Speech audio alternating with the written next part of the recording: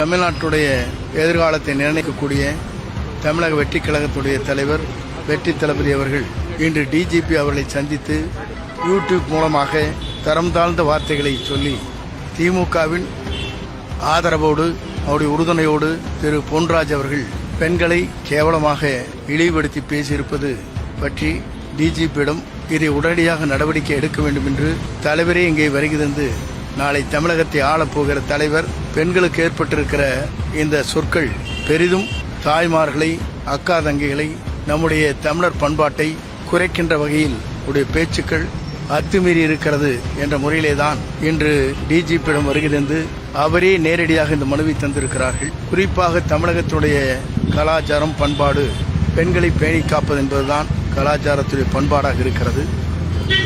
அப்படி இருக்கின்ற போது நம்முடைய குடும்பத்திலும் சகோதரிகள் தாய்கள் இருக்கிறார்கள். இவ்வளவு கேவலமான வார்த்தைகளை பேசுவது மட்டுமல்ல, அவர் குறிப்பிட்டிருப்பது என்பது உண்மையிலேயே வருந்தத்தக்கது மட்டுமல்ல, உண்மையிலேயே கண்டிக்கத்தக்கது மட்டுமல்ல, இவர் மீது உரிய நடவடிக்கை மேற்கொள்ள வேண்டும் என்ற நோக்கத்தோடு தான் நம்முடைய பெண்கள் தமிழ்நாட்டு பெண்களை இனத்தையே விலைமாதா என்று அர்த்தத்தில் பேசியிருப்பது உண்மையிலேயே இந்த நாட்டிலே இருக்கிற பெண்கள், இந்த நாட்டிலே வாழுகிற அத்தனை பேரும் இழிவுபடுத்துகிற நிலையாகத்தான் இவருடைய பேச்சு இருந்திருக்கிறது. அதோடு மட்டுமல்ல, திமுகவுடைய அவருக்கு உறுதுணையாக இருக்கின்ற காரணத்தின் அடிப்படையிலே தான் இதுபோன்ற சொற்கள் அவர் பேசியிருப்பது என்பது உண்மையிலேயே கடுமையாக கண்டிக்கக்கூடிய ஒன்று மட்டுமல்ல, இவர் மீது உடனடியாக கடுமையான நடவடிக்கை மேற்கொள்ள வேண்டும் என்பதுதான் நம்முடைய தலைவர் அவர்கள் நேரடியாக அவரே வருகை தந்து அவரே கையொப்பமிட்டு கடிதத்தை வழங்கியிருக்கிறார்கள். இதற்கு இந்த அரசு என்ன நடவடிக்கை எடுக்கப் போகிறது என்பதை மக்கள் தான் பார்த்துக் கொள்வார்.